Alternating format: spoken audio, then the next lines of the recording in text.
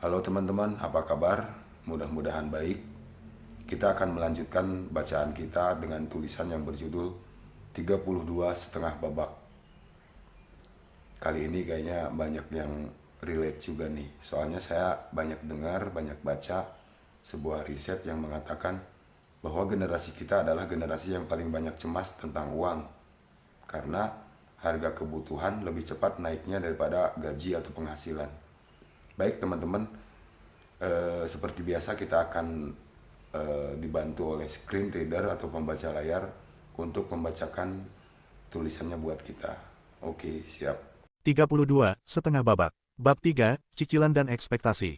Kalau usia 32 itu sebuah game, level yang paling bikin stres adalah bagian mengelola keuangan. Bukan cuma tentang nyari duit, tapi juga nyari cara supaya duit yang udah didapat gak hilang kayak sulap. Lo bakal nemu musuh-musuh yang jago banget ngisep saldo, tagihan, diskon-diskon palsu, dan yang paling licik cicilan. Dulu, cicilan cuma kata-kata yang lewat di iklan televisi. Mau punya motor baru, cicilan ringan, cuma sekian per bulan. Waktu itu gue cuma senyum sinis, ih lebay, siapa juga yang cicilan. Sekarang, setiap tanggal 5, notifikasi dari bank muncul kayak jump scare horor. Halo, cicilanmu sudah jatuh tempo. Dan makin tua, lo makin sadar. Lo gak bisa lagi asal beli barang cuma karena lucu atau FOMO. Ada proses panjang sebelum jempol menekan tombol checkout. Perlu gak ya, nanti cicilannya makan gaji gak ya? Worth it gak ya buat jangka panjang? Biasanya sih jawabannya, enggak. Tapi tetap aja, akhir bulan saldo hilang misterius. Duit melayang tanpa jejak, kayak mantan yang ghosting. Drama cicilan dan obsesi KPR. Topik obrolan paling mainstream di umur 30-an. Rumah, serius. Lo udah punya rumah belum? Pertanyaan ini tuh kayak kata sandi rahasia untuk masuk ke klub dewasa yang penuh tekanan.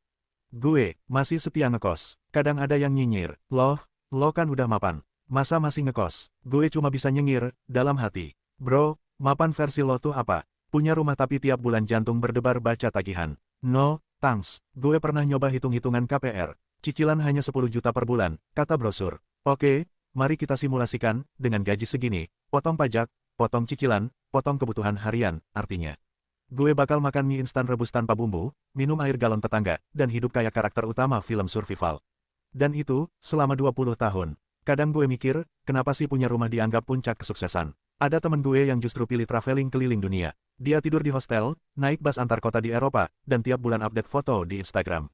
Rumah, nggak punya, cicilan, nol, tapi tiap kali dia cerita, matanya berbinar. Dia bahagia, dan itu, menurut gue, jauh lebih penting. Cicilan yang tak terlihat, ekspektasi sosial.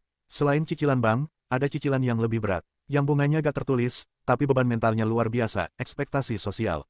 Setiap kali ketemu keluarga besar, selalu ada yang nanya. Mobil lo apa sekarang? Udah naik jabatan belum? Kapan nyusul nikah? Kadang pengen jawab, mungkin setelah lo berhenti ikut campur urusan hidup gue. Tapi ya, kita semua tahu gak semudah itu. Ekspektasi sosial itu kayak cicilan tak kasat mata. Lo dipaksa memenuhi standar yang gak pernah lo sepakati. Lo disuruh ikut lomba yang lo gak daftar. Mereka gak peduli proses lo, perjuangan lo, atau alasan lo. Mereka cuma mau lihat hasil akhir. Padahal, setiap orang punya prioritas masing-masing. Mungkin gue lebih milih hidup tenang tanpa utang, daripada punya mobil mewah tapi gak bisa tidur nyenyak. Mungkin gue lagi pelan-pelan nabung buat mimpi yang cuma gue yang ngerti. Tapi ya, ekspektasi sosial gak akan pernah paham. Lo, cicilan, dan mental health. Gue pernah baca riset, katanya generasi kita adalah generasi paling cemas soal uang. Harga kebutuhan hidup naik lebih cepat dari gaji. Semua orang pamer sukses di media sosial, bikin lo ngerasa tertinggal. Dan selalu ada narasi toksik, kalau umur 30-an lo belum sukses, ya gagal. Gue dulu sempat kebawa arus.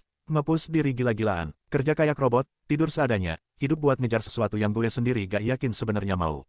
Endingnya, burnout, sakit, saldo minus, mental minus, hidup rasanya kayak game over. Dari situ gue belajar, pelan-pelan aja, hidup tuh bukan balapan. Gak punya rumah di usia 32. Gak apa-apa, masih naik ojek online kemana-mana. Gak masalah, belum jadi bos besar, santai, hidup itu maraton, bukan sprint. Harta terbesar lo bukan rumah atau mobil, tapi ketenangan pikiran, bisa tidur nyenyak tanpa dihantui tagihan.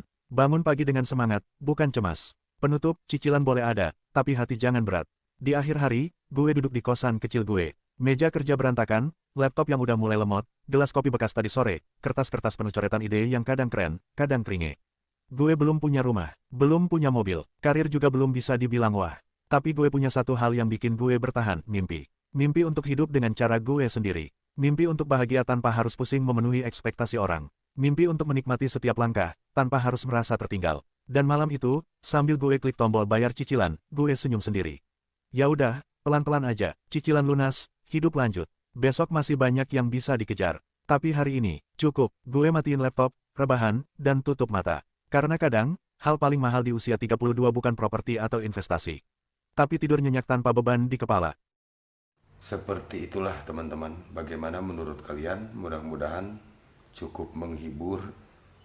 Ya, bagaimana juga memang hidup bukan balapan sprint ya, tapi maraton.